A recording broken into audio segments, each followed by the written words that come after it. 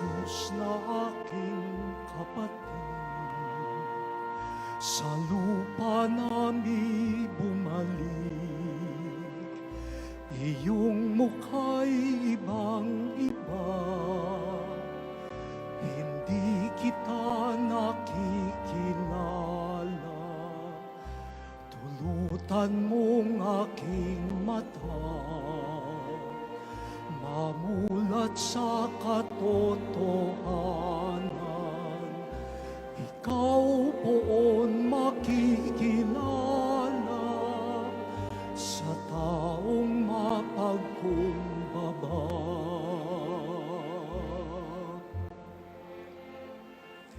Jesus na aking kapatid,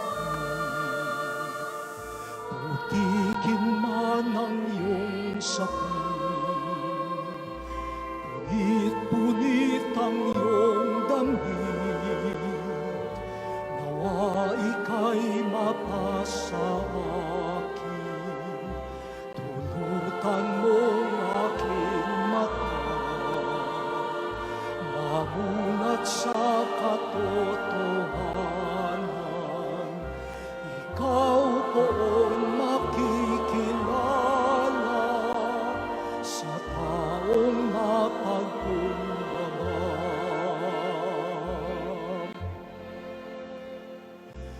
Jesus na aking kapatid,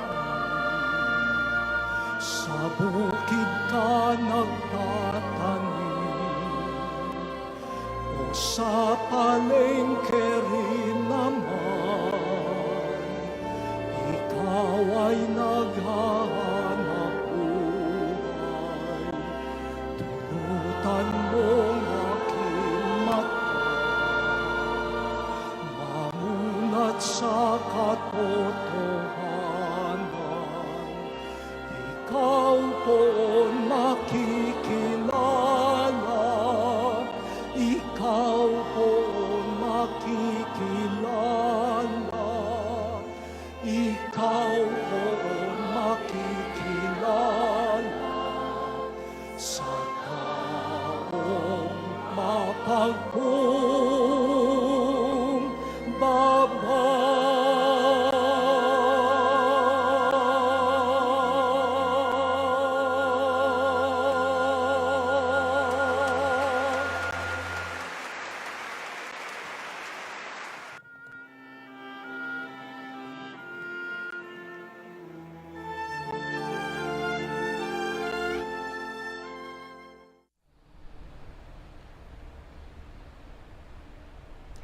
Hello, my dear brothers and sisters. I would like to welcome all of you to this year's Manila Cathedral Lenten Recollection on the sculpture of the homeless Jesus. At the beginning of this recollection, I would like to pose this question to all of us. Is Jesus really homeless? Maybe many of us are surprised by this very unusual representation and image of our Lord. Even myself, I am so used to beautifully and richly decorated images here at the Manila Cathedral. Ilang taon na po ako dito sa Manila Cathedral at sanay ho ako na nakakakita ng mga magagandang imahen at kahit yung mga pinapagawa namin ng mga imahen ay kinakailangang maganda para sa Manila Cathedral. But do you find it very unusual to have this kind of image here at the cathedral? My dear brothers and sisters, in order for us to understand this image, maybe let us try to look back on how sacred images speak to us about who God is, and how images also speak to us about our connection, our relationship with God. Para po maintindihan natin ang kakaibang larawan na ito ng homeless Jesus, kinakailangan po maunawaan din natin. Ano nga ba ang mga imahen na ginagamit sa ating pananampalataya? Paano ba nito itinuturo sa atin sino ba ang Diyos? Sino ba siya? Sino ba siya para sa buhay natin? At sino rin naman tayo sa mata ng Diyos? In the early centuries of the church, when the church entered in a time of peace, after the age of martyrs, after the age of persecutions, the church entered into a time of peace. And the images at that early time of the church portray the victory of Christ. So in the early church, maybe you are familiar of the title of Jesus as the Pantocrator. Jesus as the ruler. Jesus as the victorious king. The cross at that time was portrayed not as a bloody cross with the bloody corpse of Jesus. It is not an instrument of torture. Jesus did not die on the cross just for death. The cross at that time was an image of the tree of life, where Jesus, although he died on the cross, Jesus also was victorious on the cross. And the cross was an image of Jesus' victory and the life that comes from that cross.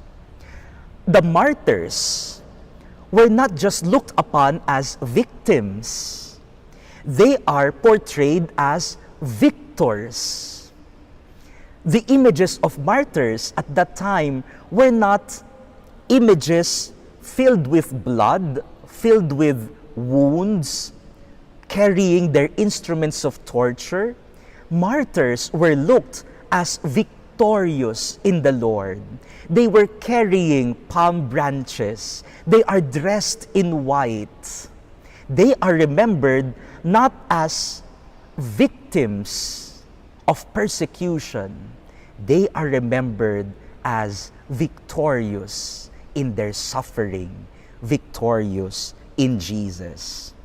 That is why, my dear brothers and sisters, in the early church, this is highlighted in the images. Our Lord as the victorious one. And also, the images at that time highlighted the divinity of Christ. Mapapansin po natin sa mga unang panahon ng Kristyanismo, ng ating pananampalataya, ay binigyang halaga si Jesus bilang isang matagumpay na hari, nagtagumpay laban sa kamatayan. At hindi lamang siya tao, siya ay Diyos. Kaya nga makikita nyo yung mga icons noon. Si Jesus ay parang blank ang stare ng kanyang mukha, nanlalaki ang mata, nakatingin sa'yo. Walang ekspresyon ng mukha, sapagkat nais nilang ipakita si Jesus na hindi lamang siya ordinaryong tao. Siya ay Diyos na matagumpay. Siya ay Diyos na makapangyarihan. And it speaks not only of God or Jesus, it speaks also about the church. Yes, the church at that time have suffered much. But in their suffering, Jesus, who is God, triumphed over their sufferings. That is why when they look at the images of Jesus who is victor, of Jesus who is Pantocrator and ruler, who defeated death and evil, they received strength amidst their suffering. They received hope that even in times of persecution, Jesus will be victorious. But centuries later, after the victorious conquests of the Christian kingdoms, there was already a sense of a personal longing for God. The suffering is not anymore on the persecution of Christians. The suffering came from the daily questions of human life. Pagkatapos ng ilang mga panahon na nagtagumpay na ang Kristyanismo, ang mga tao naman ay nagsimula naman ngayong magtanong. Maranasan naman nila na ang kanilang pagdurusa ay hindi galing sa persecution. Ang kanilang pagdurusa ngayon ay ang pagdurusa ng araw-araw na pamumuhay. Therefore, at that time, the images of Jesus was replaced from Jesus as the cosmic king and victorious ruler into a Jesus with his bloody wounds. Jesus who looked tired. Jesus who looked betrayed. Mary was portrayed crying with tears.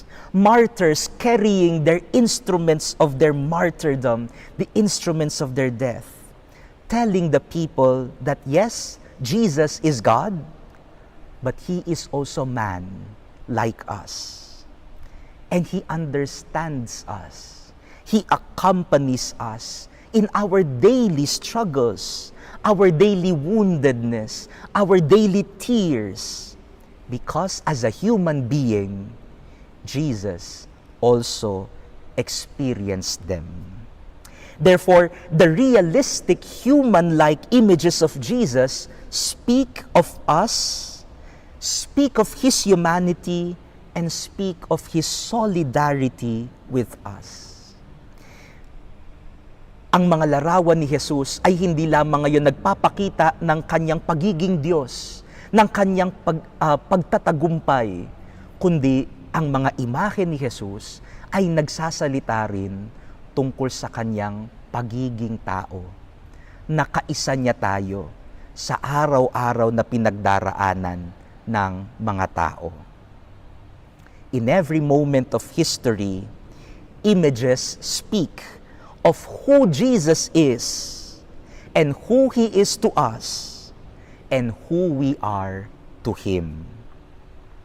And now, we come in our own moment of history.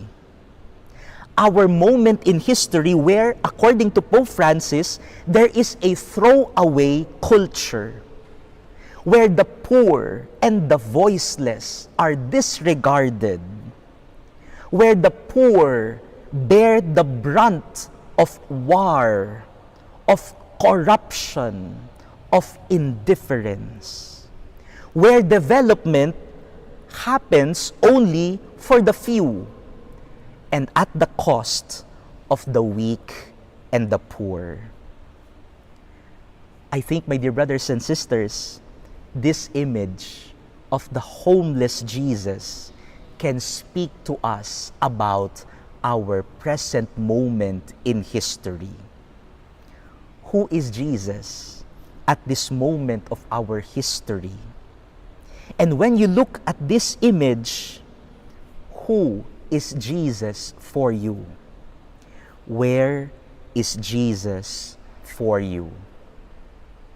Nakikita kaya natin si Jesus sa kasaysayan natin ngayon, sa mga taong biktima ng karahasan, ng gera, mga taong pinagbintangan, ikinulong, pinaslang ng walang proseso na maayos. Nakikita kaya natin si Jesus ngayon sa mga dukha at mahihirap na madalas ginagamit, minamanipula para sa sariling kapakanan. Mga mahihirap, hinahakot para sa rally, babayaran, isasakay sa truck ng basura, Yan ang kasaysayan natin ngayon. Paano kayang nangungusap si Jesus sa ating kasaysayan na nangyayari sa mata natin, sa paningin natin ngayon? My dear brothers and sisters, do not be afraid of this image. Maybe some of you are thinking, is this really Jesus? Isn't he a king? Isn't he on the cross? Why is he on a bench? Maybe some of you are asking, is this image really an image of devotion for us? Is Jesus really homeless? Let us go back to Matthew 25, the one that inspired the sculptor Tim Schmalz for this sculpture. When we read Matthew 25, we see there that the people cannot believe what Jesus was saying. That when Jesus said, when you feed the hungry, when you give drink to the thirsty, when you give shelter to the homeless, when you visit the sick and the prisoner, you are doing it to me. The people, the disciples, were asking Jesus, Lord, when did we see you homeless? We did not see you as a homeless man. We did not see you as a sick person. We did not see you as a prisoner, as hungry or thirsty. Sila mismo, yung mga alagad, hindi sila makapaniwala na homeless si Jesus. Kaya tinanong nila, Panginoon, kailan ka ba namin nakita na walang tirahan? Kailan ka namin nakita na nasa preso, na gutom, na uuhaw? Hindi sila makapaniwala. But Jesus reminded them, whatever you did for the least of these my brothers and sisters, you are doing it to me. Jesus identifies himself with the least in our community. So yes, Jesus is hungry. Jesus is thirsty. Jesus is sick. Jesus is poor. Jesus is in prison. And Jesus is homeless.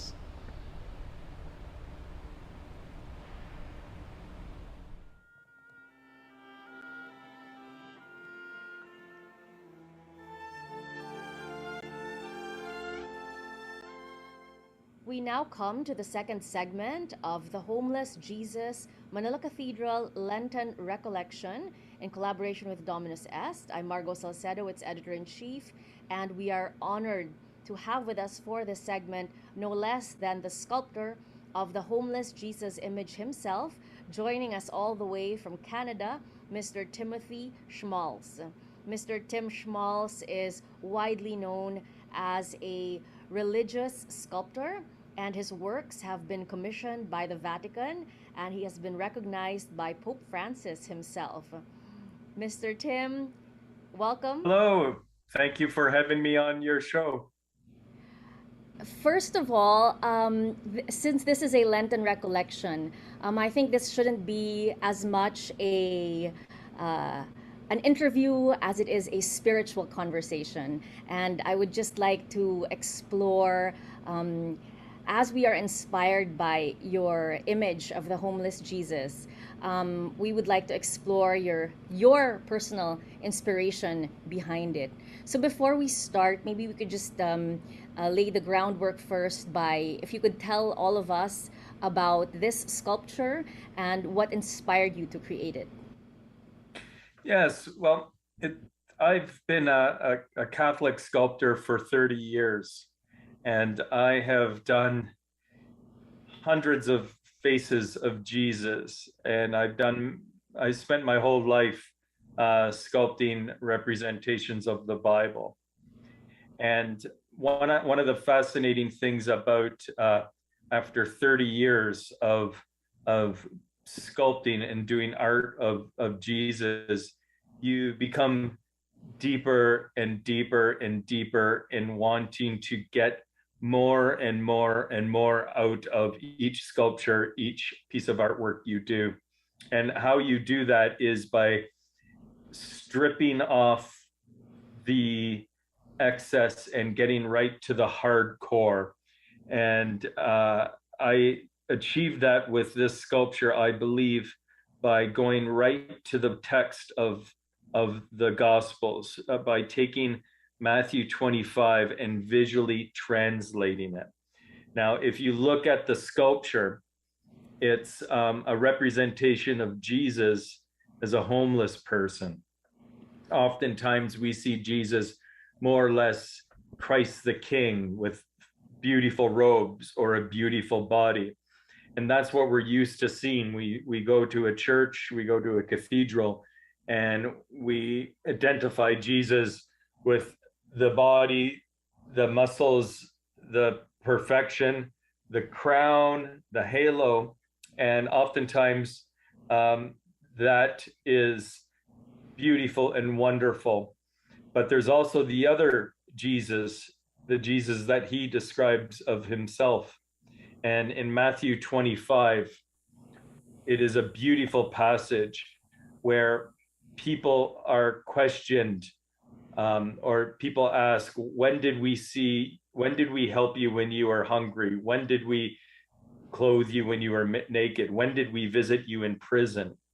And the response is, whenever you've done this to the least of my brothers, you've done this to me.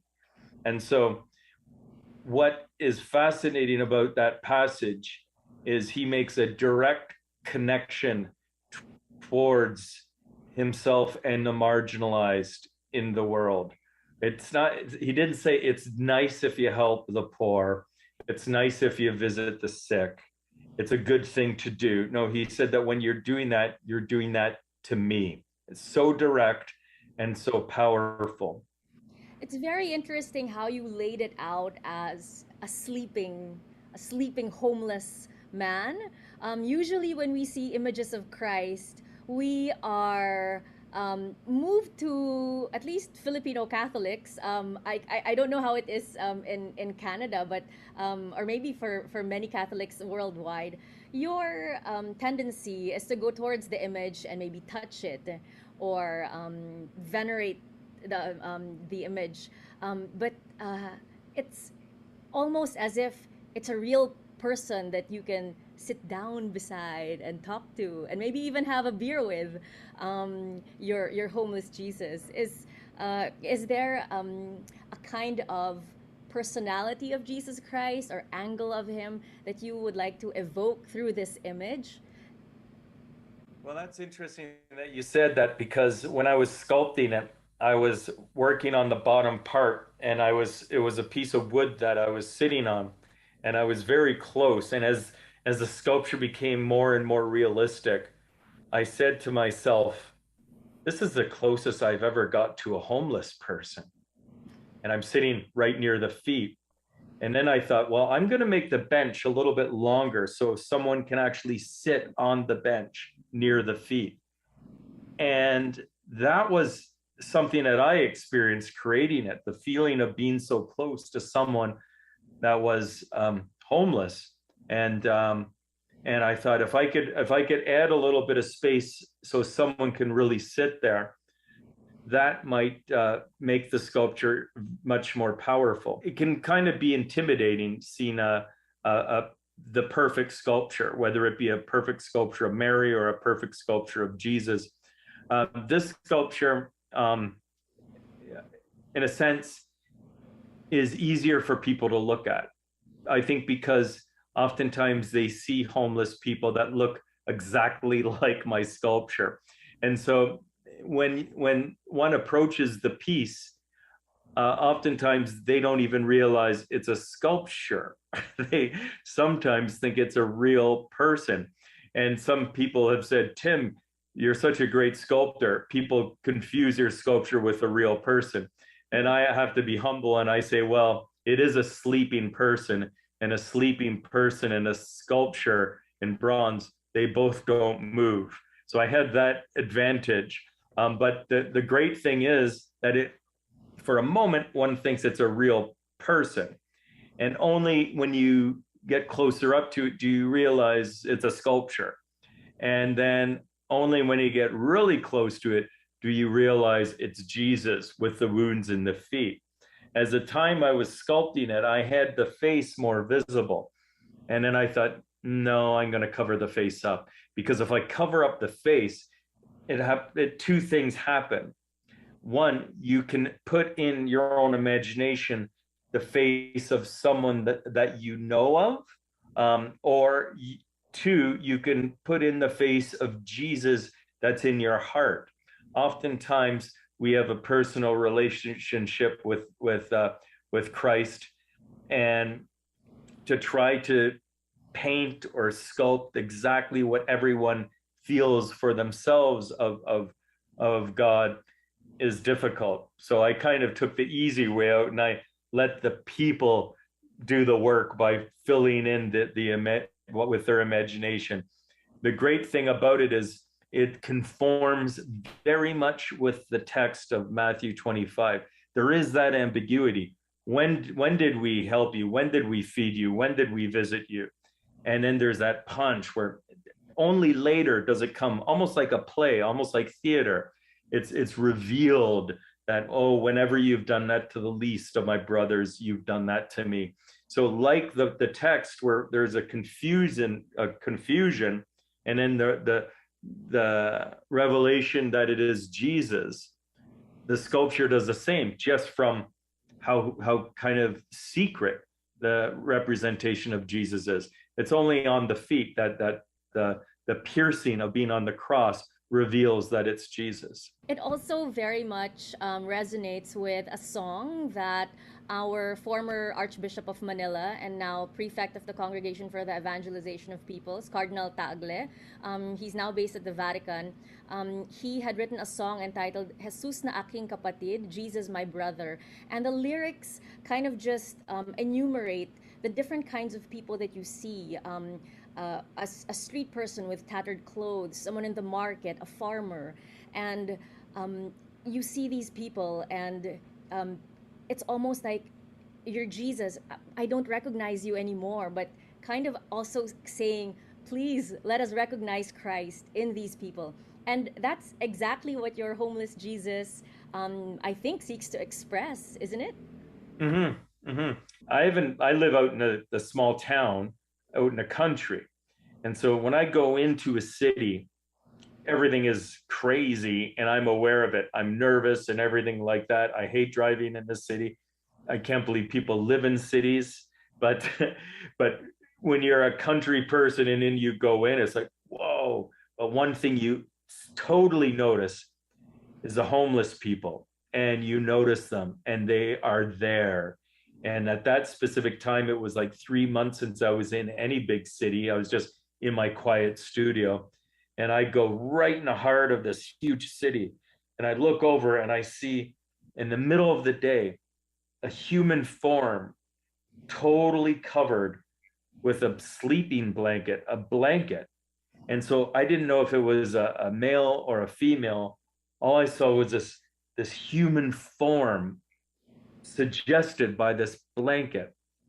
And I immediately said, that's Jesus. And I just thought, I just saw Jesus. That, and I was just like, and I went throughout my day, and that just made me even more nervous throughout my day in Toronto. But I came back to my studio, and that still impressed me that I just saw something spiritual. And so after a couple days, I decided that I would sculpt it, and then hopefully other people would see the spiritual. And so what I did was I made it intentionally mysterious. I mentioned to you that I didn't want the face exposed, so there's that mystery there. The form, the shrouds, the way that the blanket goes is very kind of rhythmic, and really, yeah, so there is that mystery about it. And I do believe that there is the mystery of our faith, and to have it discreet like that and presented for Jesus to be presented in a way That's not ta-da, but more, no, you come up, you discover, you come closer and closer, and then you realize. Is, I think, a really cool aspect about the sculpture there. Another aspect, I guess, that we can look at is from the perspective of those participating, those who are reacting to the image. Do they give it food? Do they run away from it? Do they offer it shelter, him shelter, or do they sit beside it? The other part, which is very powerful, follows those passages where he talks about the damned, the people that are condemned to hell, and those are the people that actually reject the poor and reject helping. I don't think there's any stronger message in the Bible that Christ wants us to know, is that it is so absolutely spiritually food. It's a necessity to help the least in our world, in our community. And the beautiful thing about Catholicism is it's the only religion where the God, who often throughout all history, God was always the king looking down. And here you have so graphically represented in the text of Jesus saying that, no, it's, I am those people. I am the hungry. I am the thirsty. I am the stranger. And so it is probably one of the most hardcore passages, not only in Christianity, but I would say in all of world religion. I don't think you can find anything as moving and as powerful as that. And I do believe that that set the morality, that passage, amongst others, has really set the morality that everyone around the world shares, but they don't necessarily identify it as Catholic or Christian. I love how you have stated that it serves as a reminder. So it's not just any random art that you would see, that you would appreciate for its technical qualities or artistic craftsmanship, but that there's a gospel message that is directly attached to it. And I love how you say that it's a reminder, and that you have brought this reminder not just to the Philippines, and we are so grateful that you have brought it here, but to different parts of the world. So in a way, you are kind of a visual evangelizer. Really, this year in the Philippines, we are celebrating 500 years of Christianity, and the theme of the year is Missio ad Gentes, mission to the nations. And in a way, you are embodying Missio ad Gentes, bringing this gospel, bringing this message to the world. So can you tell us about how you have brought the homeless Jesus sculpture to different parts of the world? What I find fascinating, the homeless Jesus sculpture is currently being installed in cities all around the world. And some of the notable places are the Vatican, inside the walls of the Vatican, in front of the Papal Charities building. Cardinal Konrad Krajewski, who is in charge of the Pope's Charities, installed the piece right in the plaza in front of his building, which is absolutely wonderful. Another notable place is Capernaum in the Holy Land, where Jesus actually walked. When you enter Capernaum, the gates coming into the ancient city, the sculpture is right there on a park bench right to your left as you enter the area. And so those are the two that are very notable for me. Another one is in New York City. The largest cathedral in America is St. John the Divine Cathedral, and they installed the sculpture there outside of their cathedral on their grounds. And so there's almost too many to mention. But one of the interesting things that about the piece is it's not only Catholic places that are installing it. The cathedral that I mentioned, St. John the Divine Cathedral in New York City, that is actually a Protestant church. And a lot in England, there's a lot of Anglican churches that have installed the piece. And being a Catholic, I love that because us Catholics have known for a long time the power of artwork and how awesome it is. And so it's wonderful that a lot of the Protestants are installing the sculpture as well. I love how you've taken your art and you've made it an outlet not just for excellence, but an outlet for excellence for the greater glory of God. So we're also celebrating this year the 500th anniversary of the conversion of St. Ignatius. So I feel that you are a living embodiment of Magis. So it's an honor to meet you and to speak with you. That the fascinating thing about the Bible and Catholicism is this is the year 2022. And there's so much that has not been represented in art of the Bible, of our faith. And I find it kind of the never-ending well that is filled with for artists to grab, to drink, and define that creativity. There's so much in it that has not been explored in artwork. And so I encourage every artist out there to forget about art for art's sake, but think about art for God's sake, because that's the true food that will nourish you. I had one Jesuit come up to me after it was one of the installations, and he worked in Africa, and he said that he met a lot of people in Africa that never saw the crucifixion, and when they first saw the crucifixion, the cross with Jesus on it, they were like, "Oh my God, this person's being tortured." And it was a really, if you've never seen Jesus on the cross and this is totally new to you, you would think, what is going on here? But because we're so used to seeing the crucifixion, Jesus on the cross, it's almost like we don't even see it anymore for what it is. And I think that's the power of symbols, and that's the power of artwork, is you can rejuvenate. And this Jesuit said to me, he said, people see Jesus within this piece because they know what that type of suffering is. You know, nowadays they don't crucify someone on the main street, but you oftentimes see, you know, men and women living so horribly on the street, sleeping on a park bench, so they can identify with that, and then they have a bridge to Jesus when they see that and that type of suffering, right?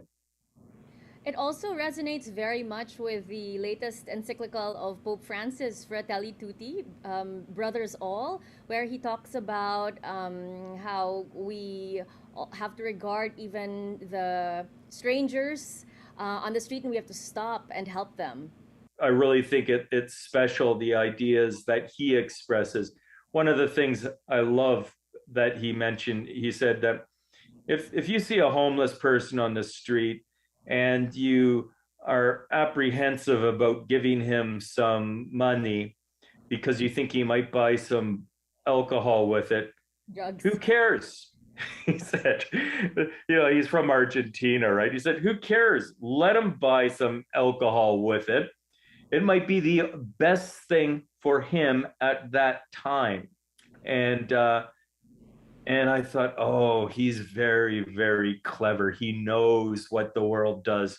They get tight with their purses because they rationalize, wow, who knows what that person's going to do with this money. And what Pope Francis says to us is, he says, don't be a hoarder and just give him the money, and you don't know his story, but that's not the point of it. And it's fascinating because even myself, I oftentimes thought previously resisting because, oh, they're probably not going to buy a salad with it, right?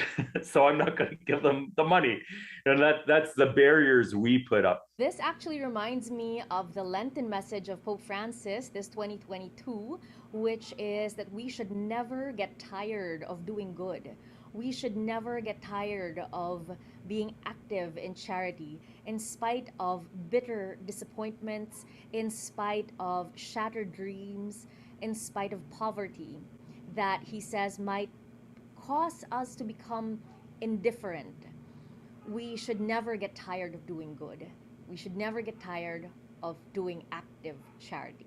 When we celebrate the idea of what we all share, that, you know, it's good to help the poor, by expressing that Bible within a bronze sculpture that doesn't move, that's always there, that's in a sense always preaching, we are doing a good. We are doing a service not only to God, but our community, because we need constant reminder. It's fascinating because there's 4 gospels. Why isn't there only one? Why every Sunday do people go in to hear in a sense, the same message over and over? Because of our broken nature. We need constant whipping up and reminding us that all human life is sacred, because it's easy being a sinful human. It's easy to fall into that forgetful state where other people become invisible and it's just me.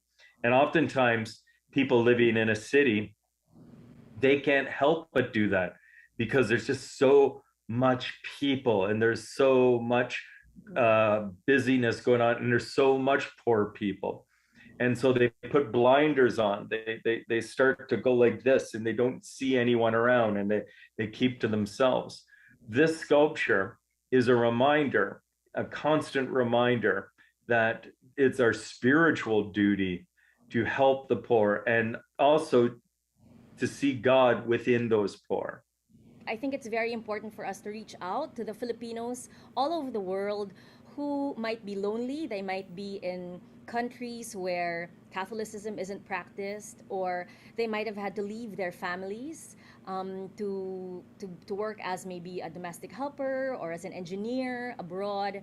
And yet, I think one of your messages as an artist, not just in the art, but as an artist, is that whatever your work is, you can use it to glorify God.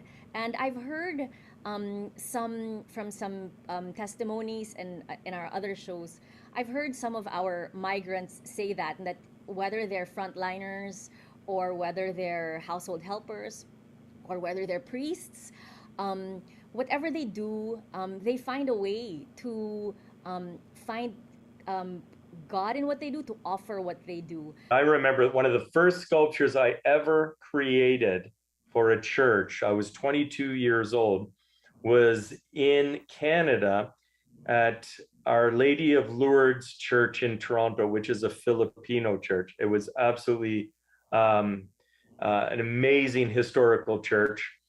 And the Jesuits that ran the church asked me to create a Filipino Jesus. And so what I did was, using photographs, several different photographs of Filipinos, I actually created a representation of Jesus that was for the people at that church, right? Because around 90% of them were from the Philippines, maybe second generation, right? And it's interesting because I always think that Jesus, if you ask Jesus, how oftentimes one says, what would Jesus do? What would Jesus do in a circumstance? Being a sculptor, I think, how would Jesus want to be sculpted, right? If he could sculpt himself, how would he want to sculpt himself? In the Filipino church, Our Lady of Lourdes in Toronto, he would want to sculpt himself like the parishioners that are coming to that church. In Atlanta, Georgia, which is in America, there's 70% Africans. I created a Christ that was African. I have to say that I did another sculpture of an African Jesus for a church in Tanzania, a Capuchin shrine. Actually, I did a Padre Pio there too. But the interesting thing is that I think that I have to ask myself, how would Jesus want to be represented? So yes, he would want to be represented like the people that are around him, and he would also want to be represented like the least in our community too. I did another piece just in recently. That's a 20-foot bronze sculpture with 140 different people in it, and it's in St. Peter's Square. It's called Angels Unawares. It's again taking a passage from Scripture, Hebrews 13:2, be welcoming to strangers. Many have entertained angels unawares. And I have more than 100 figures, and in the center of this crowd of people from all over the world, there's angel wings. There's an angel in the center of the crowd, but you can only see the wings. And then it's almost like all the wings, or all the people own these wings, that they're all spiritual in a sense. And that sculpture, again, more than 100 figures, 20 feet, I think has the same spirit. You mentioned Angels Unawares. It's also a sculpture that I think many Filipinos would be able to relate to. We have many overseas foreign workers all over the world. And in fact, the first time that I heard about your sculpture, Angels Unawares, I haven't seen it live because the last time I was at the Vatican was 2018. I understand it was installed in Yeah. 2019. Yeah. So but it was mentioned by our papal nuncio in his Christmas message. Just he had just arrived and just last Christmas, and he talked about how we should see there could be an angel amongst us, and we wouldn't even know it. I've been working on the idea of poverty and Christianity represented in sculptures for years now. And it's interesting how you become very aware of it and the tension there and in our culture, really. Before we end, I just want to go back to the homeless Jesus. And as we celebrate 500 years of Christianity, I feel that this is a piece of art that's going to last for the next 500 years and beyond. So, just as a final message, maybe to those who might be viewing your artwork, viewing the homeless Jesus, what message do you have for them? What feelings do you hope that this piece of art will evoke? And as it is the season of Lent, how do you hope that they would see Christ in this homeless man, and how would it help them pray and find Christ, come home to Christ through this image?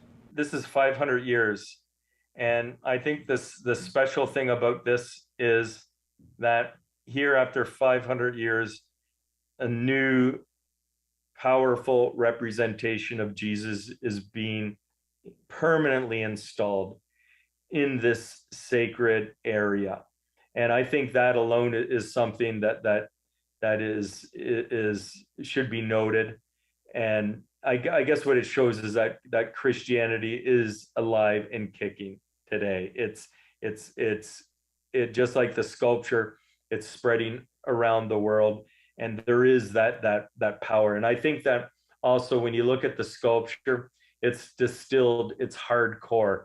There's nothing, it's not ornaments and little flowery things. It's raw, and it's I think taking a representation of what is the essence of Christianity. And I think moving forward in the next 500 years, we as Catholics have to grab that essence and that hardcore and show it to the world, because I do believe that Christ has the eternal truths.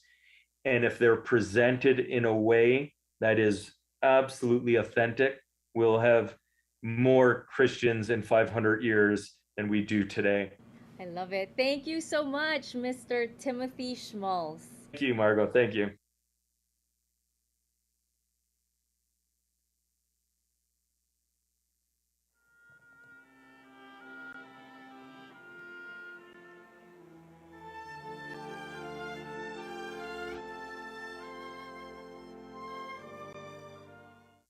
Thank you, Tim, for enlightening us about your work. You know, my dear brothers and sisters, one of the greatest ironies in salvation history and even injustice committed against God is that when God became man, he was not welcomed. He was given no home. Imagine the God who created heaven and earth and all that is in them was born in a lowly manger simply because there was no room for them in the inn. And Jesus himself, when he was preaching, said, "Foxes have lairs, birds have nests, but the Son of God has nowhere to lay his head." Imagine, my dear brothers and sisters, God, who is all-powerful, was homeless. Siya ang gumawa ng lahat. Siya ang gumawa ng langit at lupa, pero wala siyang lugar. And we are not only referring to physical home. God, who created every human being, did not find welcome in the hearts of those who created. The prologue of the Gospel of St. John expresses this well. St. John says, "The world came to be through him, but the world did not know him. He came to what was his own, but his own people did not accept him." Jesus was homeless. But you know, my dear brothers and sisters, the sad truth is this, that even until now, Jesus remains homeless. Kapag meron tayong lugar sa ating bahay, sa ating pamilya, para sa isang bagong appliance o para sa isang latest gadget, pero wala tayong lugar para sa isang bagong baby, kaya yung baby ay pinapatay sa sinapupunan pa lang, nananatiling homeless si Jesus.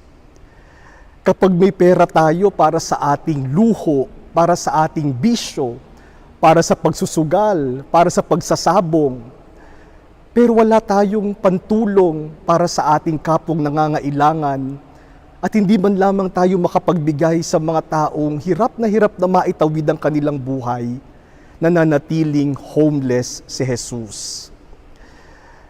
Kapag yung mga employers ay hindi nagbibigay ng tamang pasweldo at ng benepisyo sa mga nagtatrabaho sa kanila at yung kita ng kumpanya ay sinasarili nila, nananatiling homeless si Jesus. Kapag may perang panggastos para sa mga trolls na magpapalaganap ng kasinungalingan, ng maling impormasyon para bilugin ang pag-iisip ng tao, pero wala tayong pera para sa edukasyon. Kulang ang budget para sa pampatayo ng mga eskwelahan sa mga liblib na lugar. Hindi mabigyan ng mga teachers ng tamang pasweldo, nananatiling homeless si Jesus. Kapag ang kayamanan, ang natural resources ng ating bansa ay ini-enjoy lamang ng iilan, samantalang ang maraming mamamayan ay nagdurusa at naghihirap, nananatiling homeless si Jesus. Kapag kaya nating sirain ang bawat isa, kapag kaya nating ipahiya ang bawat isa, kaysa itaguyod at makita ang mabuti sa bawat isa, nananatiling homeless si Jesus. Every time we do bad things, and every time we influence others to sin, Jesus remains homeless. But even though we often do not give a home to Jesus, the good news, my dear brothers and sisters, is this, that in the heart of God, there is a space, there is a place for each one of us. Sa puso ng Diyos, may puwang para sa bawat isa sa atin. You know, in this life, we are not always given a space. We do not always enjoy a place. May mga pagkakataon na wala tayong lugar. At may mga pagkakataon na kailangan nating ipagsiksikan ng ating sarili sa buhay ng ibang tao, sa lugar, para lamang tayo magkaroon ng space. We have also experienced how it is to be homeless. But we are assured that in God, we always have a space. May puwang ka sa tahanan ng Diyos. May puwang ka sa puso ng Diyos. Hindi mo kailangang ipagsiksikan ang sarili mo sa Diyos dahil may lugar ka para sa Kanya. You know, if you are given a place, if a space is reserved for you, that means you are special. Mga VIP lang yung mga binibigyan ng lugar.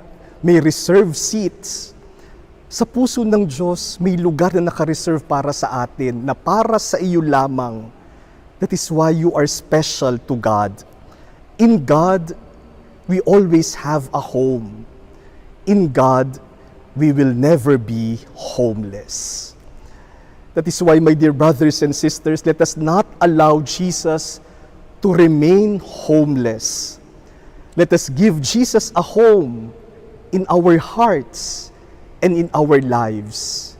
Because in the heart and in the house of God, you will always have a place. Thank you to all of you for joining our Lenten Recollection this evening. In a special way, I wish to thank Ms. Margaux Salcedo and the Dominus team for facilitating our recollection tonight. And I wish to invite you tomorrow, Palm Sunday, for the blessing and the inauguration of the homeless Jesus here at the Manila Cathedral. The blessing will start at 10 o'clock to be followed by the Mass presided by our Archbishop, Cardinal Jose Advincula. And we hope that you will be with us as we celebrate this day and enter into the Holy Week. Thank you to everyone and have a good evening. Let us now receive God's blessing. The Lord be with you, and may Almighty God bless you, the Father, and the Son, and the Holy Spirit. Amen. Good evening to everyone, and God bless.